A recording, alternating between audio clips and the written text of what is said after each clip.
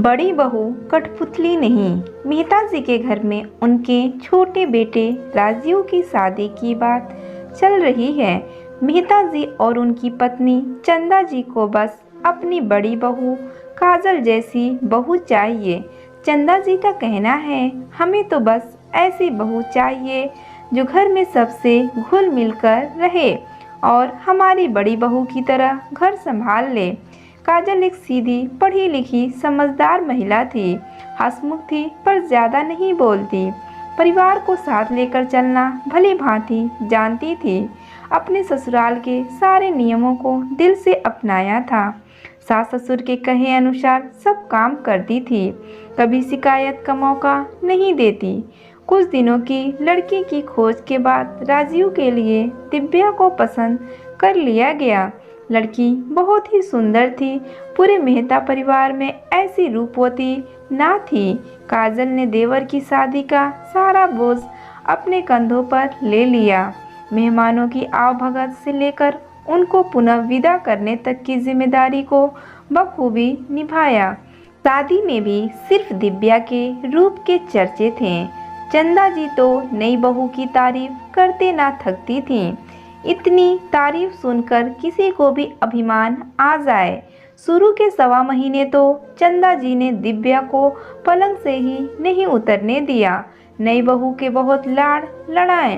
दिव्या भी पूरे दिन मम्मी जी करती अपनी मीठी बातों में लपेटती रहती।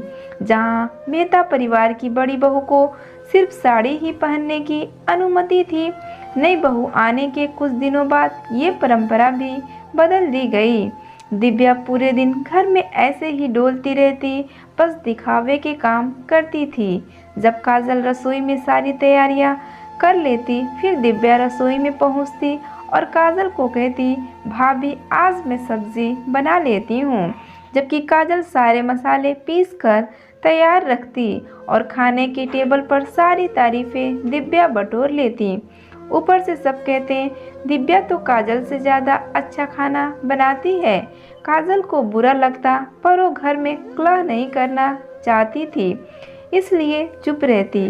धीरे धीरे घर के सभी काम का श्रेय दिव्या लेने लगी, जबकि उसके पीछे की मेहनत काजल की होती। कुछ दिनों बाद चंदा जी और मेहता जी की शादी की वर्षगांठ थी। काजल ने दिव्या को कहा, हम कुछ अच्छा सा करते हैं मम्मी जी पापा जी के लिए।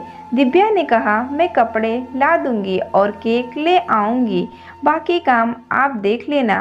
काजल ने भी कह दिया, ठीक है। सालगिरह वाले दिन दिव्या ने अपने सास ससुर को पार्टी में पहनने वाले कपड़े दिए, ये बोलकर कि सारी योजना उसने अकेली बनाई है, सारी तैयारी उसने अकेले ही की है।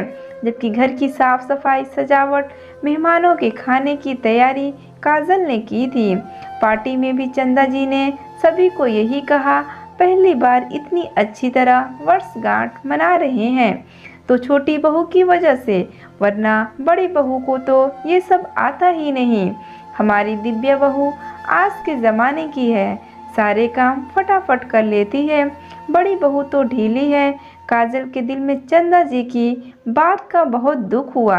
अगले दिन थकावट की वजह से और मौसम की वजह से काजल बीमार पड़ गई। 104 बुखार था। डॉक्टर ने आराम करने को कहा।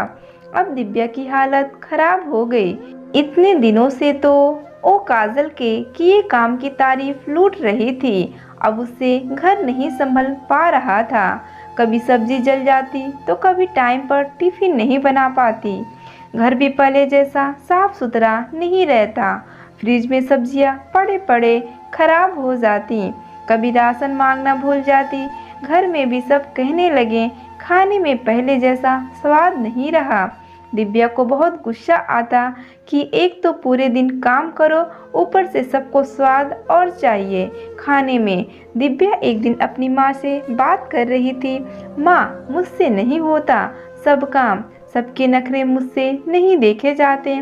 पहले तो भाभी सब काम कर लेती थी, मैं तो दिखावा करती थी काम करने का। मुझे मायके बुला लो माँ, कोई बहाना करके।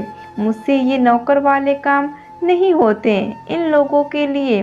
चंदा जी जो अपनी सुंदर बहू के कमरे में कुछ काम से आई थी, सारी बातें सुन ले। आज उनकी आंखों के सामने छोटी बहू की सच्चाई आ गई थी। आज उन्हें बात समझ आ गई, सोना कितना भी पुराना हो कीमती ही होता है, और हाथी के दांत दिखाने के और खाने के और ही होते हैं। आपको कहानी अच्छी लगी तो वीडियो को लाइक करें, चैनल पे नए हैं तो चैनल को सब्सक्राइब करना ना भूलें। वीडियो देखने के लिए आपका बहुत धन्यवाद। कहानी को ज़्यादा से ज़्यादा शेयर करें।